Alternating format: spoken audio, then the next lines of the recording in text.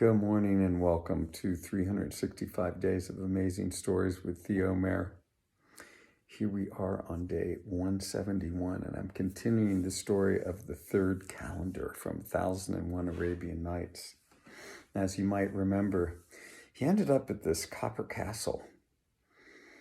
And at the copper castle, there was an old man and 10 young men, all missing their right eye, doing strange things after their dinner every night, repenting, it seemed like, for having chosen to live a life of idleness and pleasure. And the prince, at that point, not a calendar yet, had just been so determined to uncover their mystery, find out what it is that they were living through. And so they agreed that they would share with him the experience. They wouldn't tell him. He would have to go through it himself. And they were concerned that he would end up like they were, missing his right eye. But he was determined. He was going to go for it, and whatever befell him, that's what would happen. The next day, after their noontime meal, they went out into a paddock that they had outside the copper castle. And there they slew a sheep. They skinned it.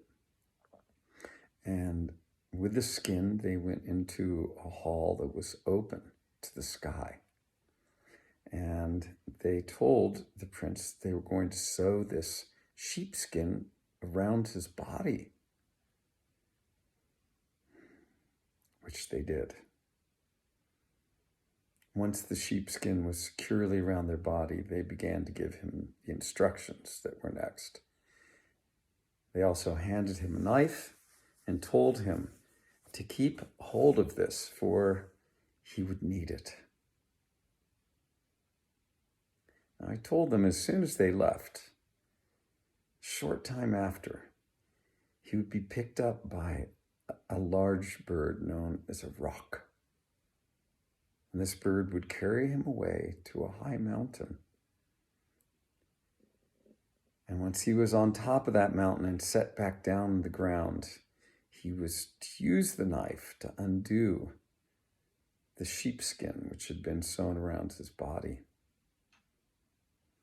And once he did this and came out into the open, and the roc saw him, it would fly away in fear of a man. From there, he must search for a golden castle. And he would know it because it would be made out of golden plates, embedded with beautiful jewels and gems. And he was to walk boldly through the open gateway. And once within, he would see what would happen next. And this part they would not tell him, but he would have to endure on his own.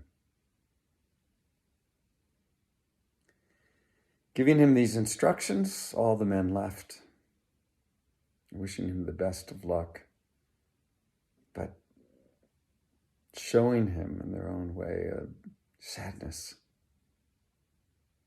for they felt almost certain that the same fate as had befallen them would fall upon him. Shortly thereafter, the roc flew down, picked him up.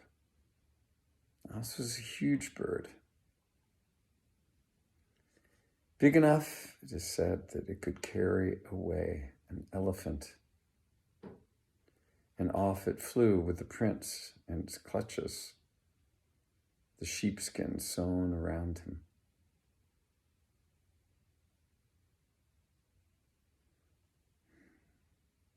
High into the air it went, the prince looking down on the landscape below him as he flew over it, amazed by the mountains, the streams, the trees, and hoping in his heart only that he would be set back down safely, which after some time he was.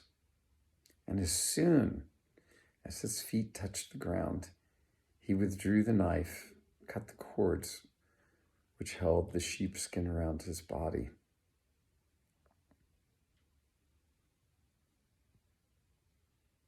The rock, upon seeing him, flew away in fear.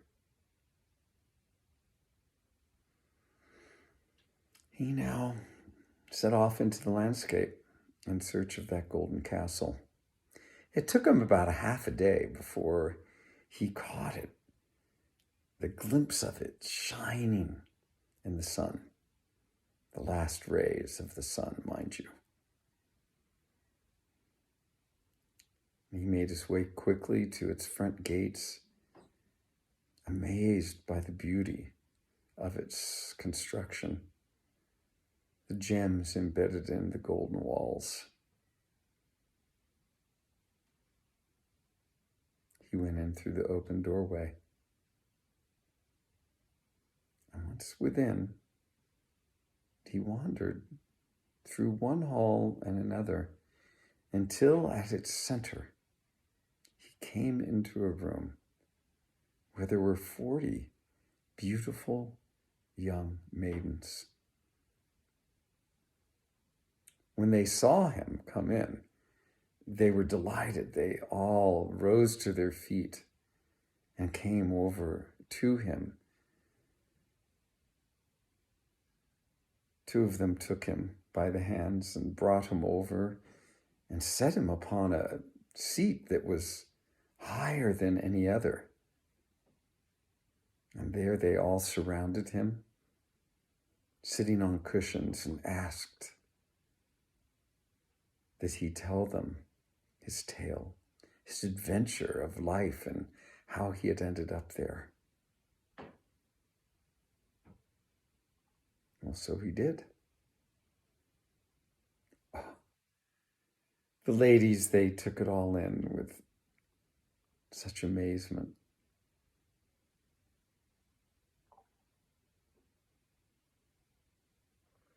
And afterward, they took him from that throne and they let him know that dinner was being prepared. The sun by now was just setting. They took him into a bathhouse and bathed him, washed him, scrubbed him, and then brought him beautiful garments to put on. And they took him back into the hallway where a huge table had been set beautifully, mind you.